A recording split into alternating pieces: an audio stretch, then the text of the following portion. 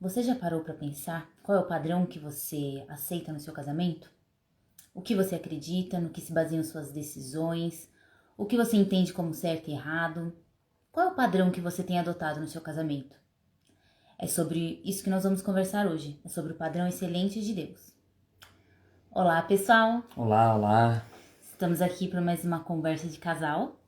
Nós vamos entrar então nesse padrão excelente de Deus. A gente já vem conversando, né, sobre aquilo que faz o casamento dar certo, o que tem funcionado pra gente, o que a gente vê como, né, o que pode causar brigas. E hoje a gente vai falar sobre esse padrão excelente, que é o padrão que a gente busca aqui em casa. E a gente vê que é o padrão que é excelente, que funciona em 100% dos casos, né? E o fato é que nosso imaginário, as nossas ideias já estão contaminadas pelo padrão do mundo, né? Digamos assim, todo esse egoísmo, essa busca por ser feliz, né? Ele gera um senso, um espírito de implicância já no casamento, né? Então você já entra num casamento querendo brigar, já com aquela pulguinha atrás da orelha pra achar pelo em ovo, né? E isso acaba tornando o casamento pesado. E não só o casamento, né? A relação familiar em si. Envolve o casamento, o seu envolvimento com os filhos, daí a maternidade se torna pesado, porque a gente está buscando, está se baseando no padrão do mundo. Mas o padrão de Deus é um padrão muito mais excelente, que quando a gente entende e aceita isso, ele acaba se tornando leve, né? Quando a gente aceita esse amor de Deus e a gente passa a transmitir isso no nosso relacionamento e para os nossos filhos. Bom, nós vamos falar sobre na verdade, mais precisamente sobre o que é o casamento na nova aliança, que foi aquilo que Jesus nos apresentou, ou seja, no padrão novo do que foi consumado por Jesus, o que é o casamento, quais são os padrões e tudo. E o texto que é mais claro, o texto que é mais incisivo, mais explícito, né, e um pouco mais completo sobre o casamento é Efésios 5, do versículo 22 até o 33. Então, se vocês quiserem, vocês leiam isso aí completo. A gente vai comentando aqui o que a gente achou mais interessante. E a ideia aqui é realmente falar sobre o padrão do casamento, padrão de Deus, né, na nova aliança sobre o casamento, mas o padrão do casamento cristão, no sentido de que existem várias coisas que são ensinadas de maneira equivocada na visão cristã sobre o casamento. E isso traz o que a Marília estava falando, peso sobre a relação e visões que às vezes não levam à excelência de tudo aquilo que nós poderíamos desfrutar no casamento. A ideia aqui é falar sobre esse padrão que é melhor do que Deus propõe e o porquê que ele é tão mistificado, né? Por que as pessoas têm tanta repulsa pelo padrão do casamento cristão? Por que as pessoas já olham para essa frase, para esse nome, casamento cristão, e já tem um certo preconceito, né? Em falar sobre submissão da mulher, em falar sobre o homem como cabeça, sobre a dinâmica familiar, isso tudo já soa como algo bastante retrógrado, bastante machista, e é essa influência que nós estamos falando, que a mídia, os conceitos mundanos, e tudo vai construindo errado na mente das pessoas, para que elas não achem que o casamento cristão é uma saída coerente e nem uma saída boa. E elas se distanciam de um princípio que a gente vai fazer uma análise aqui hoje sobre aquilo que nós nos inspiramos mais sobre esse versículo, sobre esse padrão de Deus, para mostrar que realmente é excelente, é maravilhoso. E você pode se aproximar desse padrão para melhorar o seu casamento aí também. E o interessante é que não só no casamento, né, quando a gente entende a palavra de Deus, a gente lê ali, né, Efésios, já no 4, ele já começa a aplicar alguns princípios, não só para o casamento, né, mas justamente para o cristão em si. Aí a gente, lendo o livro, a gente já percebe que é um padrão alto, para quem é do mundo principalmente. A pessoa olha aquilo e fala, nossa, impossível. Porque o padrão de Deus, ele é elevado, né, ele é baseado num amor que não é um amor humano, né, um amor ágape. Então, as coisas que ele fala ali, se você não olha com os olhos espirituais, né, com os olhos de Cristo, você vai achar aquilo muito pesado. Né, ali no Efésios 4, ele tá falando, né, como que deve ser a vida do cristão, né, e isso se aplica a todos os cristãos. Né, os princípios que ele tá falando ali é independente. Se você é cristão, você tem que seguir aqueles princípios que ele tá falando ali. E são vários os princípios que muitas vezes a gente acaba deixando passar, né? E o Paulo, ele faz essa aplicação depois para o casamento especificamente, porque geralmente é onde dá problema, tem mais atrito, né? E no casamento, e depois ele fala dos servos, né? Das relações que podem causar problemas. E o casamento é uma delas, mas é uma aplicação mais aplicada, uma aplicação mais aplicada. Mais específica. Mais específica. Se você ler, por exemplo, Efésios 4, logo no início, Paulo inicia dizendo assim, rogo-vos, essa versão que eu estou aqui, é aquela versão um pouquinho mais erudita, né? Que é a revista e corrigida. Rogo-vos, pois, eu, preso do Senhor, que andeis como é digno da vocação que fosse chamados, com toda humildade, mansidão, com longanimidade, suportando-vos uns aos outros em amor, procurando guardar a unidade do Espírito pelo vínculo da paz.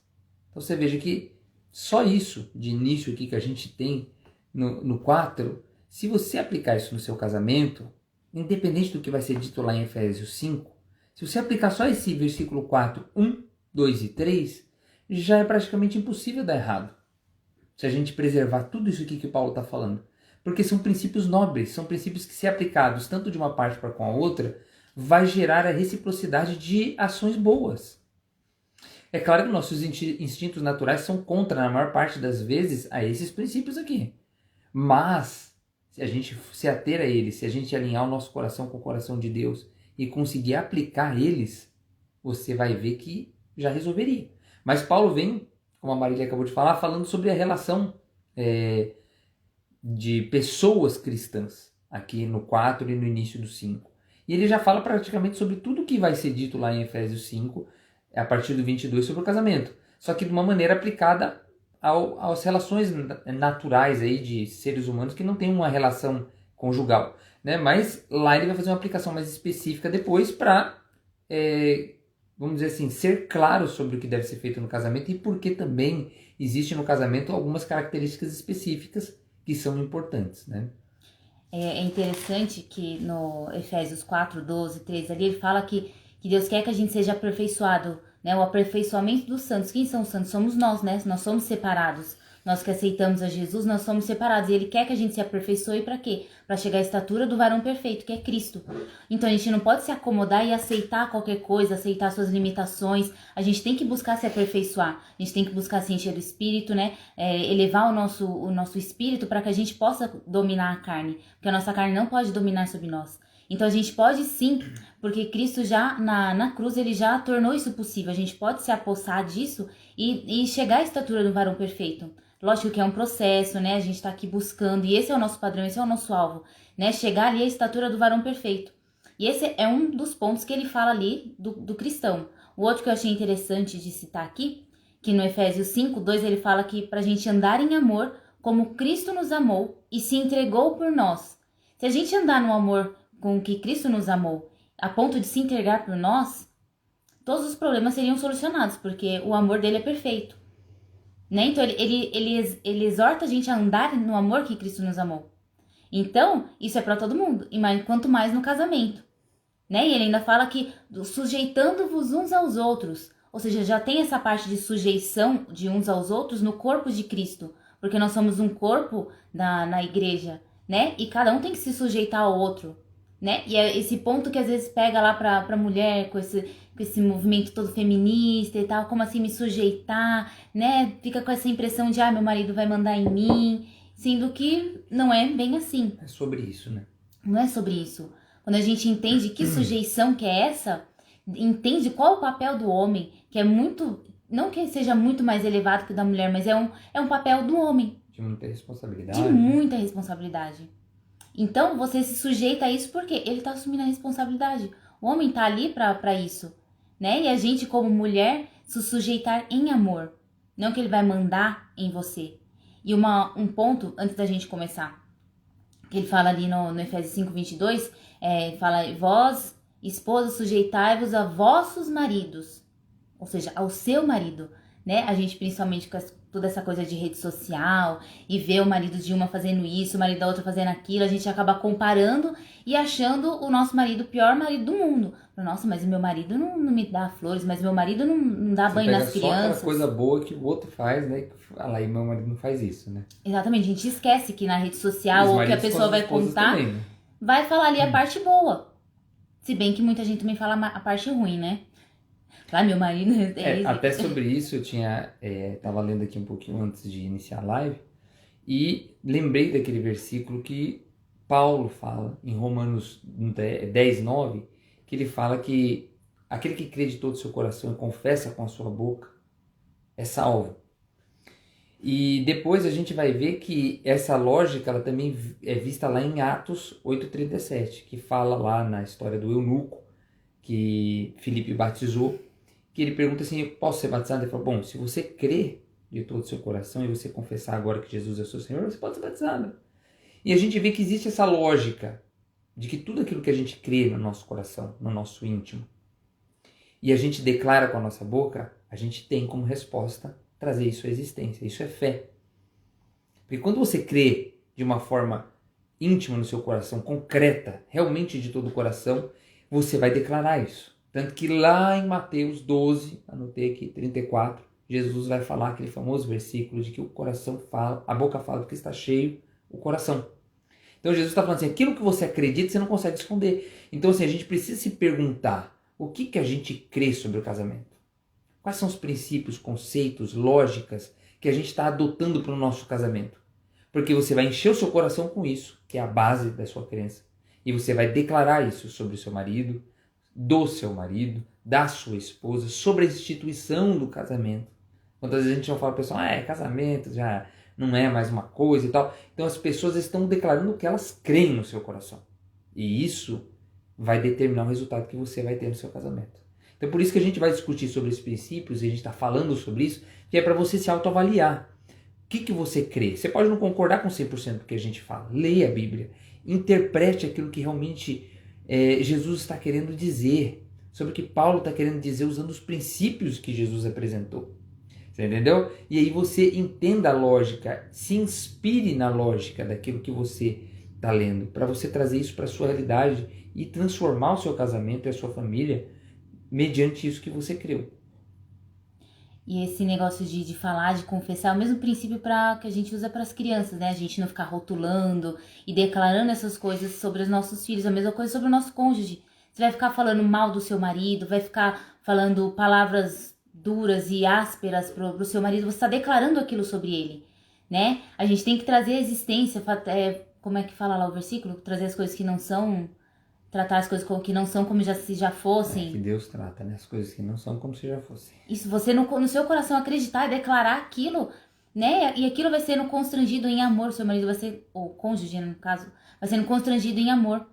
E quando a gente fala ali do 5:22, quando a gente fala de sujeitar ao marido, né? A gente, ali ele tá falando como a Cristo sujeitou, como é que é? O verso está escrito assim, vós mulheres sujeitai-vos ao vosso marido como ao Senhor. Como ao Senhor. E como que é se sujeitar ao Senhor?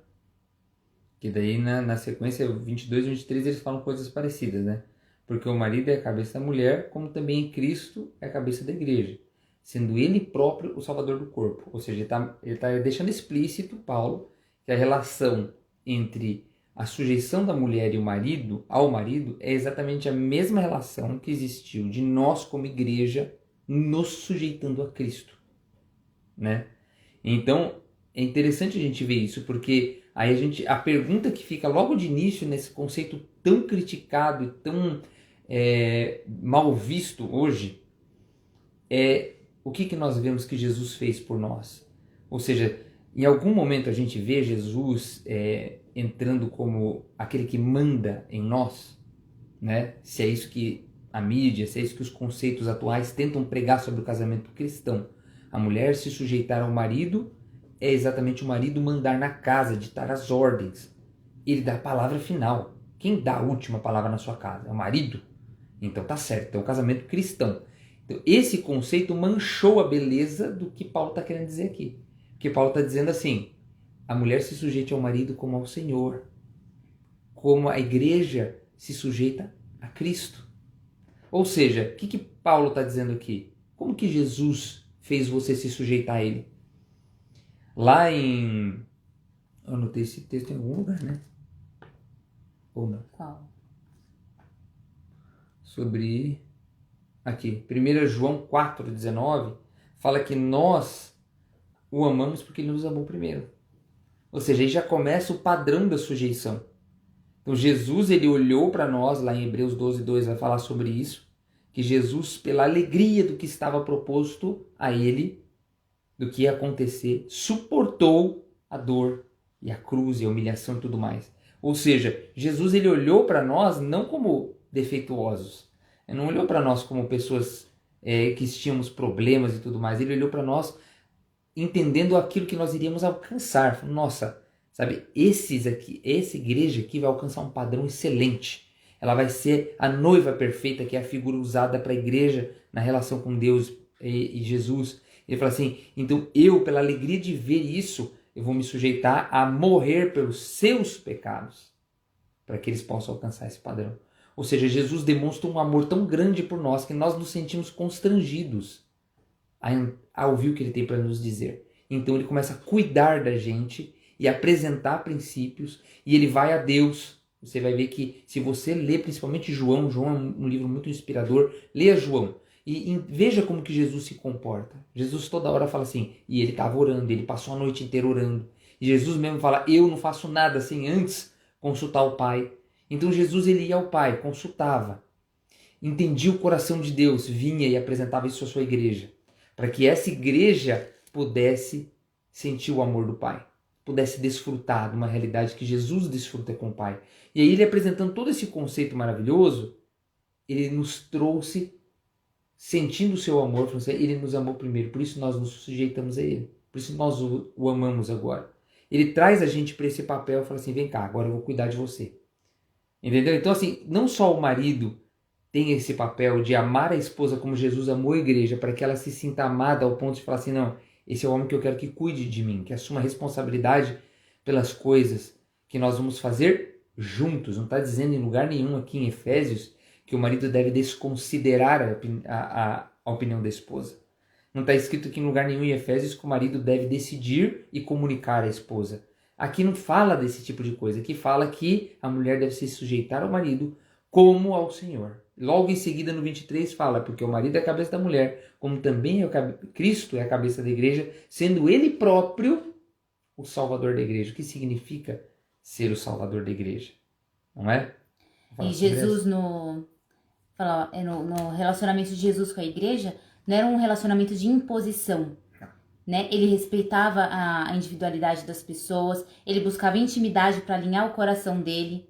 Ou seja, ele demonstrava amor e a pessoa ali alinhava o coração dela com dele. Entendia o que ele queria e aceitava ir ou não. Né? Eu lembrei agora daquele caso do rico lá, que falou, eu já cumpro todos os mandamentos, tal, o que mais eu preciso? Ele falou, abandona tudo aí e me segue. Você terá um tesouro. E você terá um tesouro. Só que não conseguiu alinhar ali, ele respeitou, falou, tudo bem, você não quer me seguir porque você não conseguiu abrir mão disso?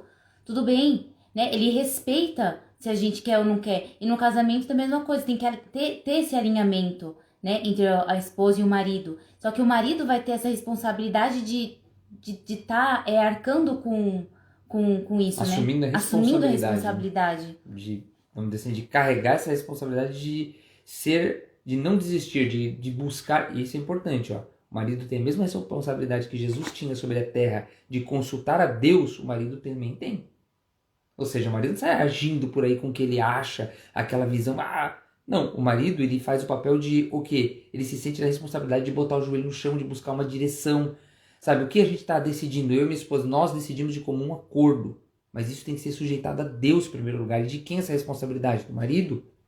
Não que a mulher não possa orar, gente. Você entendeu? A gente não pode ser bitolado. O que Paulo está falando é assim, essa é a incumbência que está sendo dada ao marido. Vai lá, você vai e ora pela sua casa. Sabe, assume a responsabilidade. Quando Jesus veio aqui, ele assumiu a responsabilidade por nós. A gente estava falando sobre Jesus ser o próprio salvador do corpo. Como Jesus foi o salvador do corpo?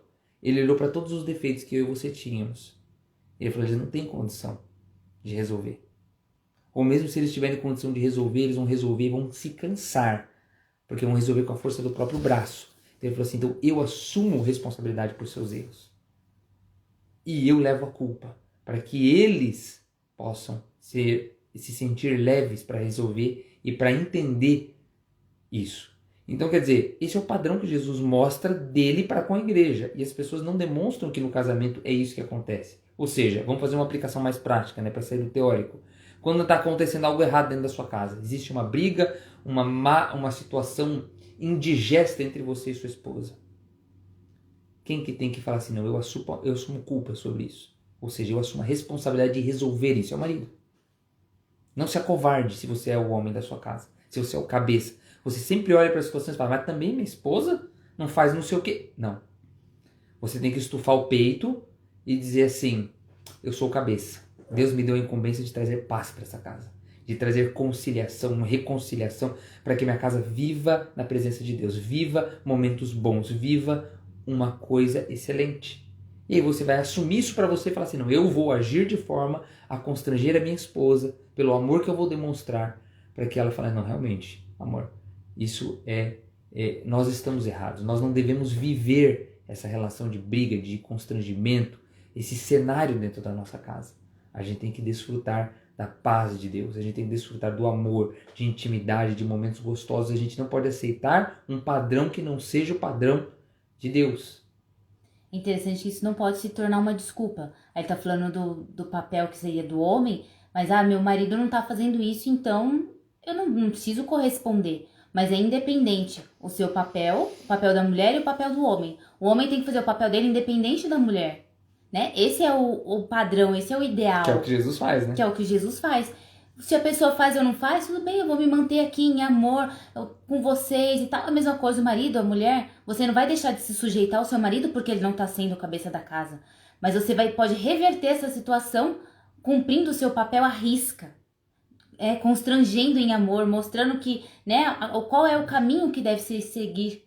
Né? Você cumprindo o seu papel.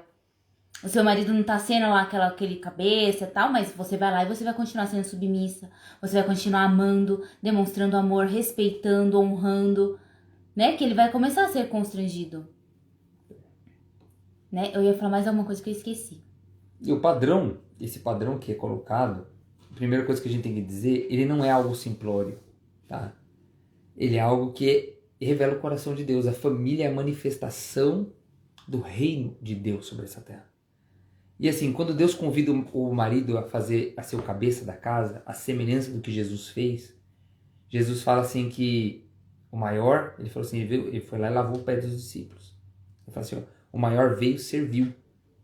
Você quer ser grande? Você quer ser o cabeça? Sirva a sua casa. Sabe? Traga, cuide, zele pela sua esposa, pelos seus filhos. Adorne, cuide, para que elas se sintam amadas ao ponto de não terem como responder no seu coração, no seu íntimo, com atitudes que sejam de afronta, com atitudes que sejam bélicas, de guerra, aquela coisa. Isso não vai existir no seu lar se o seu coração for um coração como Cristo. E é aquilo que a Marília acabou de falar. Jesus fez isso sabendo que muitos não aceitariam o que ele fez. Mas mesmo assim ele fez. Então você tem que fazer. E você tem que sentir esse amor. Por isso que nós precisamos ter intimidade com Deus, porque você por si só não consegue ter esse padrão.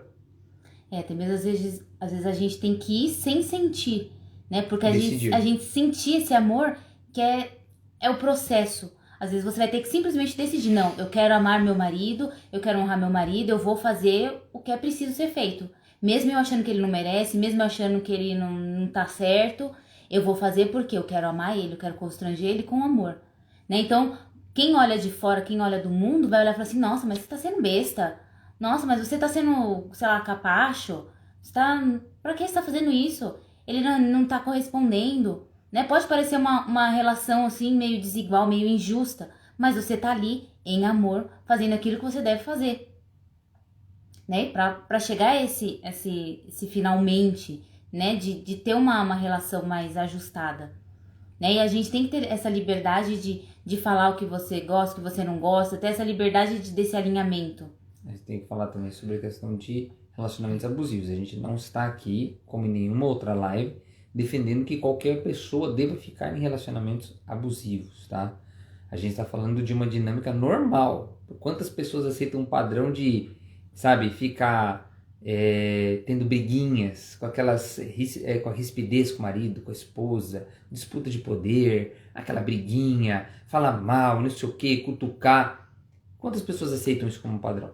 Você entendeu? E depois, mais pra frente, tem um casamento extremamente deteriorado e não entende por quê, né? Então, assim, a gente tá falando de uma dinâmica normal. Agora, se é uma situação mais atípica, ela precisa ser analisada dentro do seu contexto, dentro das suas peculiaridades, do que está acontecendo. A gente não está dizendo nada sobre isso. A gente gosta de frisar para que ninguém possa dizer que, não, você está defendendo, eu tenho que me submeter a uma situação que é desumana, ou é abusiva, ou é de qualquer forma constrangedora. Não é isso que estamos falando aqui. E esse ponto de decidir é muito importante, porque esse amor que a gente recebe de Deus, a gente reconhece, mas é difícil você transmitir esse amor, né? Você conseguir passar por cima dos seus, né, das suas necessidades, às vezes, muitas vezes, né, daquilo que você tem na sua mente, de que eu mereço, eu quero, eu sou feliz e tal. Você passar por cima de tudo isso porque você tá decidindo.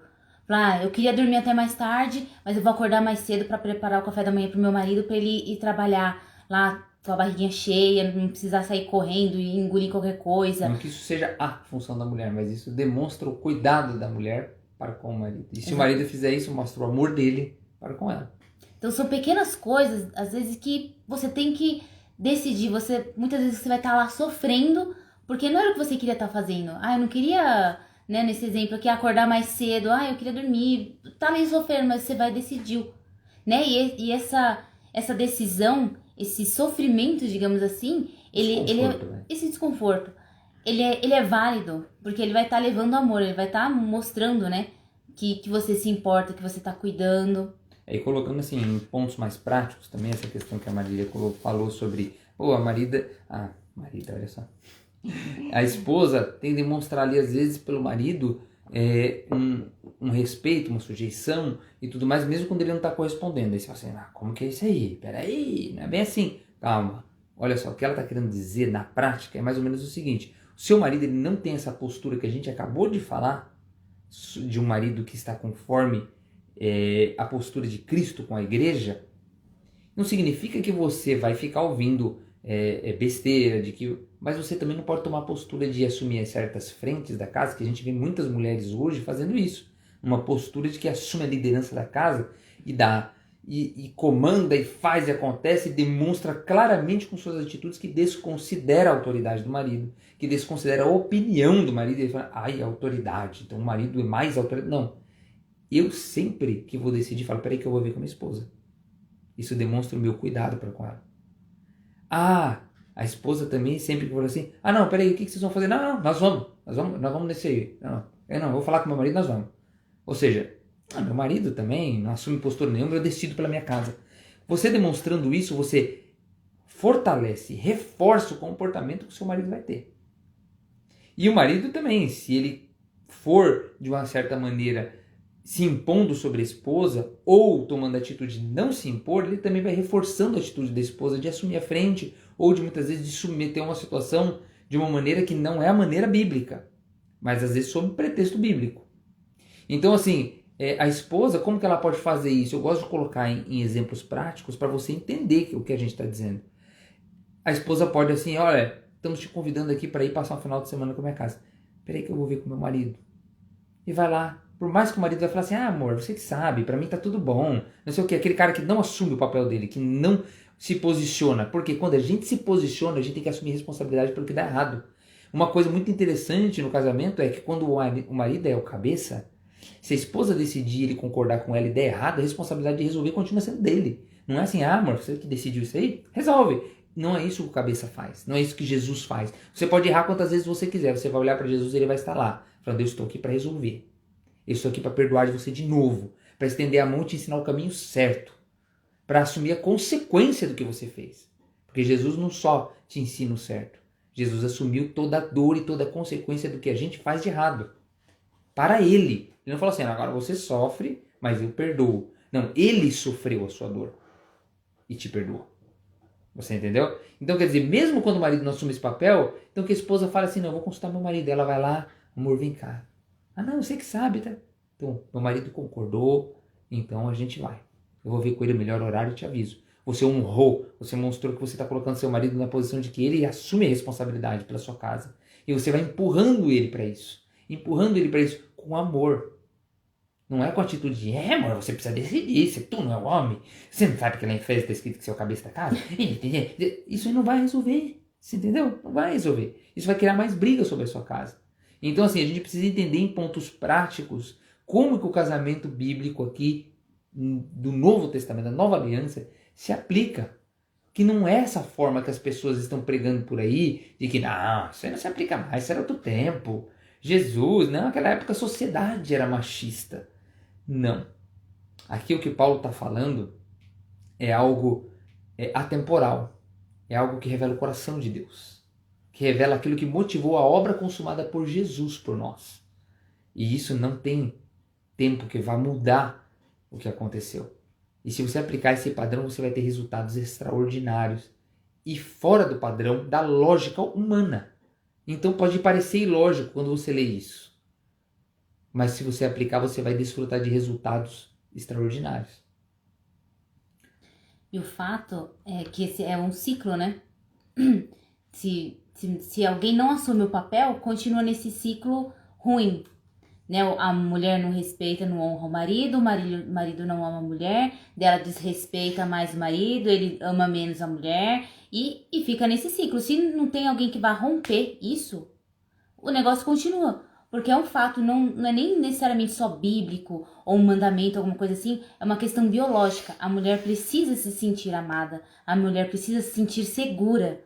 E quando sai desse... E o marido, né, no caso o homem, ele precisa se sentir respeitado, honrado, né? Quando sai dessa lógica... Essas são as chaves mais fortes, vamos dizer, né? A coisa desanda, né? Então se a mulher não se sente segura, o homem não quer decidir nada, acaba o negócio ficando meio bagunçado, porque dela tem que tomar a frente, ela sente a necessidade de tomar a frente porque ele não tá tomando a frente, e o negócio fica mais pesado ainda pra ela, porque esse não é o papel dela, né? Então aquilo fica muito mais pesado, dela já fica mais nervosa com o marido, porque ele que devia estar fazendo isso, inconscientemente, por mais empoderada que ela seja, né? Por mais, porque eu assumo, eu faço e aconteço.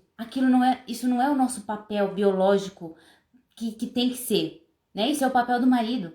E alguém tem que quebrar esse ciclo. Que seja você que decida quebrar esse ciclo. Se você é mulher, que você decida amar o seu marido, mesmo que você ache que ele não mereça.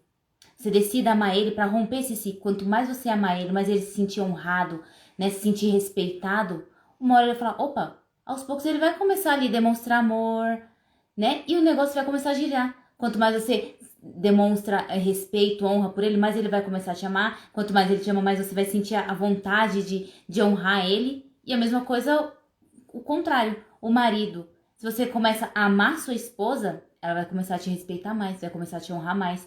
E esse ciclo vai assim, alguém tem que quebrar, né? Então que seja você que tá ouvindo essa live, né, ao vivo ou gravado, você decida amar como Jesus amou, né? Que você decida quebrar esse padrão e assumir esse padrão excelente de Deus para sua vida, para o seu relacionamento, para ter um padrão excelente, para ter um casamento que funciona no padrão de Deus. E se você for ver, todo esse versículo, todo esse capítulo aqui, esse tema tratado em Efésios, ele não tem nada a ver com machismo. E a lógica de Deus nunca é uma lógica mundana, nunca é uma lógica natural. Então as pessoas tentam fazer parecer, a esposa tem que se sujeitar, então quer dizer que o marido manda em casa. Aí você vai ver que, por exemplo, no versículo 24, está escrito assim, de sorte que assim como a igreja está sujeita a Cristo, assim também as mulheres sejam em tudo sujeitas ao seu marido. Aí ele vai falar do marido. E vós, maridos, amai vossa mulher, como também Cristo amou a igreja e assim mesmo se entregou por ela. Aí você fala assim, bom, a lógica é, quem se sujeita, então o outro faz o quê? O outro manda. Só que não é essa lógica que Paulo apresenta. Paulo fala assim, um se sujeita e o outro ama. Não tem quem manda aqui. Isso foi coisa que a mídia colocou na sua cabeça. Isso foi o que os anticristos, aqueles que são contra Cristo, colocaram na sua cabeça. Não existe isso de um marido manda. Quem é que manda mais? Não, peraí, eu também tenho a minha independência. São todos conceitos que simplesmente destroem o casamento. E não só o casamento, todas as relações duráveis. Você vai ver que se não houver unidade, isso já é tratado em outros lugares, mas principalmente em João, você vai ver isso no final dos discursos de Jesus, Jesus falando sobre a unidade que ele tem com o Pai, que nós temos que ter também, que é assim que o mundo vai conhecer a manifestação da glória de Deus. E você vai ver que depois os coaches, os caras da liderança, todos vão apresentar a unidade. Ó, se você não tiver unidade com a sua equipe, se você não tiver unidade, ó, se você não conseguir trazer as pessoas para o seu time, você nunca vai conseguir alcançar resultados extraordinários. Ou seja, você vê que a Bíblia ela dá conceitos que, se aplicados, eles simplesmente surtem um efeito sobrenatural. Agora, cabe a você crer nisso, entender o que ele está falando aqui e aplicar. Então, o que Jesus está falando assim, mulheres, sujeitai-vos. Maridos, amem. Então, o que a Marília falou, olha só, se você aplicar o conceito de amar o seu marido e respeitar ele, ele se sentirá inspirado a te amar e assumir a frente da casa, a sua postura de cabeça. E vocês vão fazendo isso e um vai fortalecendo o outro, mas em nenhum momento você vai achar aqui na Bíblia, aqui nesse texto, ou em outros do Novo Testamento, falando que o marido deve decidir desconsiderando opiniões da esposa. Que o marido vai e faz e acontece. Não. O marido ele realmente assume a frente. Mas é igual um líder. Por que para a liderança isso não parece tão absurdo? Hoje em dia você fala assim, peraí, o líder hoje é aquele cara que chega, chama a equipe e comunica. Eu decidi que a partir de hoje é assim, assim, assado. É isso que está sendo dito sobre liderança por aí? Não. Você vai ver que as pessoas vão falar sobre você ter que ter as pessoas do seu lado, você convencer, tornar elas participantes das decisões. E Na verdade, está parafraseando Paulo aqui. Está falando sobre conceitos que Jesus já disse que eram principais e primordiais para que a coisa funcionasse. Só que quando você fala isso na liderança é lindo. Quando você fala isso no casamento, não, peraí. Você entendeu? Então, quer dizer, muitas pessoas, eu mesmo que acabei conduzindo muitas equipes até hoje, você vê que tem pessoas que você oferece liderança para elas e elas simplesmente não querem. Porque elas sabem o peso da responsabilidade que terá que ser assumido. Então você fala assim, puxa, mas por que aí elas não querem? Porque elas conhecem. Então quando fala que o marido é o cabeça, não é só um privilégio. É uma responsabilidade. E é um papel. Ele não é melhor e nem pior. É isso que as pessoas têm que entender. Cada um tem o seu papel. Aqui nós somos projetados para isso. Porque essa é a dinâmica do reino de Deus. Porque é assim que a coisa vai funcionar melhor. Por quê? Porque você é humano e é assim que vai funcionar melhor. Se você crer nisso e você entender como é bonito o que está explicado aqui, e você aplicar isso no seu casamento, você vai experimentar de coisas que você nunca experimentou antes. Isso é um fato. E até essa coisa da responsabilidade, queria contar aqui rapidinho um testemunho que aconteceu com a gente, né? Dessa inversão de papel, né? O homem é cabeça, né? Porque eu sempre fui mais impositiva, assim, né? Pra frente, assim, o Tito é mais na dele, né? Ele pensa mais. E como eu sempre estudei bastante sobre criação de filhos, sobre educação das crianças, né, tal, a nossa mais velha, eu que tomava mais à frente de tudo. Porque e ele confiava, porque eu realmente estava estudando mais, eu entendia mais, E a gente até discutia antes de você decidir, né? Mas normalmente quem ia lá e implantava era você, né? Era eu que ia pra cima, a gente até conversava, eu conversava com ele, discutia, mostrava o porquê não. Só que na hora do vamos ver, eu que ia lá pra cima, eu que ia lá, né, pro embate. E o negócio começou a degringolar de um jeito que a gente não sabia mais o que fazer. Até o momento que a gente chegou, conversou e falou, não, o que tá acontecendo? Aí minha sogra teve uma visão, tal, enfim. A gente percebeu... Conversamos com a psicóloga, amiga nossa cristã, né, que ajudou bastante. Exatamente. Também. A gente chegou ao ponto de procurar uma psicóloga, porque a gente não estava entendendo o que estava acontecendo, né? E graças a Deus ela também é psicóloga cristã, então ela abriu nossa mente assim, de um jeito, a gente falou, nossa, é isso. Ou seja, a gente percebeu que a gente estava invertendo, ele que tinha que assumir o papel de cabeça. E eu tinha que ser mais submissa. Por mais que eu soubesse mais e tal, a gente tinha que conversar, mas ele que tinha que ir lá pro embate, ia ter que ir lá pro vamos ver. E foi incrível que só do fato da gente ter conversado e alinhado isso, no dia seguinte, mudou da água pro vinho. E a Lívia também é uma mulher, né? Então, assim, ela também precisava sentir essa referência de cuidado vindo do pai, né? Isso transmite toda uma esfera que torna a família íntegra, a família segura para prosseguir e avançar. A gente tem que tomar cuidado porque são sutilezas. Isso era uma coisa sutil, assim. Não era uma coisa que gerava intriga, não gerava briga, nem nada. Eu tava de acordo, ele tava de acordo, tava tudo muito bem. Só que o negócio começou a A desandar. gente, por exemplo, dando um exemplo, a gente discutia sobre alguma regra que ia mudar na casa. A gente conversava, a gente concordava, tudo mais. Eu saía para trabalhar cedo. Ela acordava, a Marília chamava, ó filha, a partir de hoje mudou e tal, papapá, papapá. Então, quer dizer, ela estava assumindo o papel de que ela sempre se colocava à frente para resolver. Ou seja, quando ela fala que o problema não é que, peraí, então você está querendo ter vamos dizer assim, o privilégio de ser você que disse o que mudou? Não. O problema é que quando ela fala, ela carrega a responsabilidade pelo resultado. Então, quando a filha se revoltar contra aquilo, ela vai ter ódio contra a mãe. Ela vai se enraivecer contra a mãe, porque a mãe colocou aquela regra. E esse não é o papel da mãe. O papel da mãe é amar a filha, se sentir amada por ela. A mãe é o símbolo do carinho, do cuidado.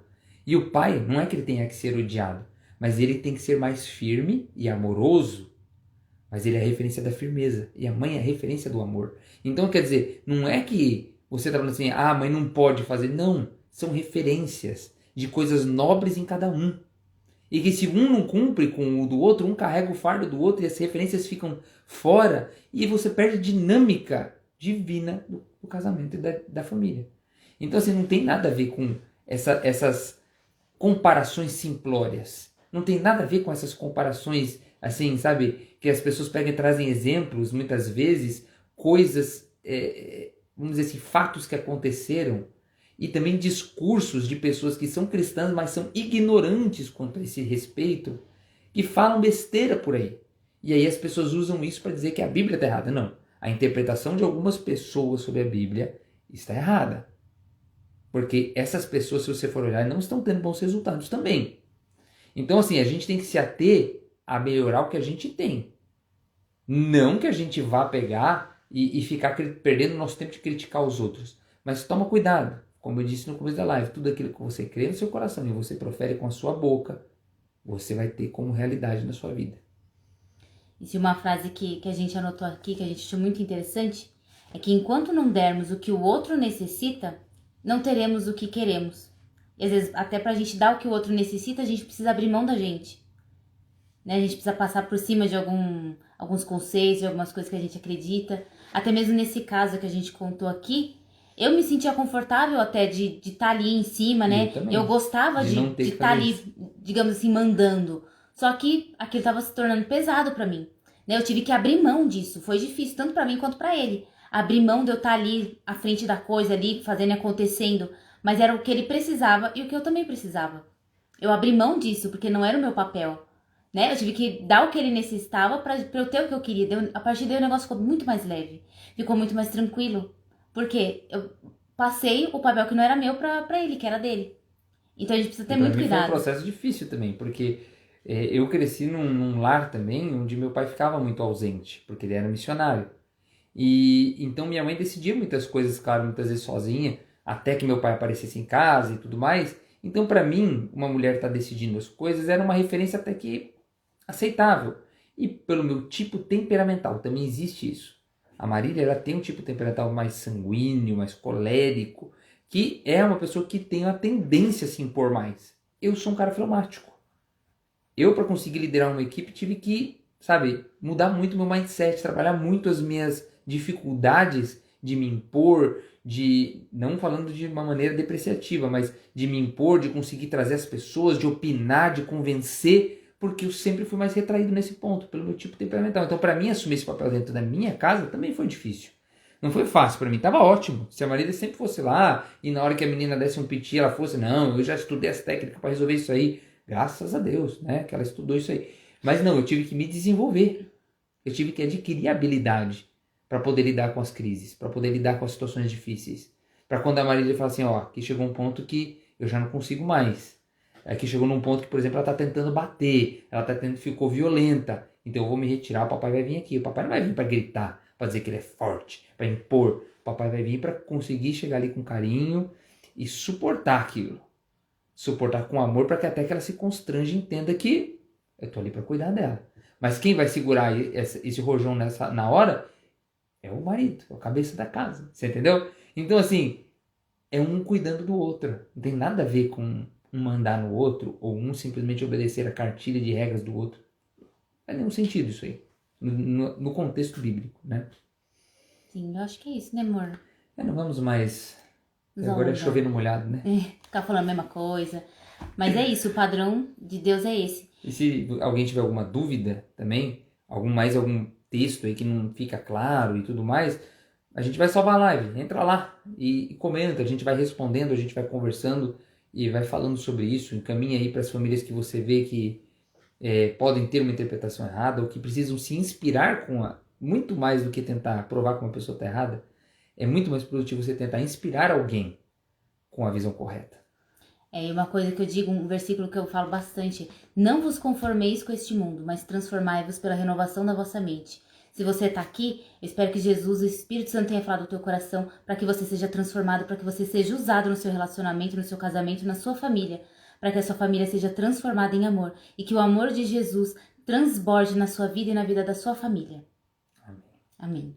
Então, até a próxima, que a gente ainda não sabe qual vai ser o tema, mas a gente vai avisando vocês. Se tiverem alguma dica, também alguma sugestão, manda lá pra gente. Tá bom? Boa noite, Tchau, pessoal. gente.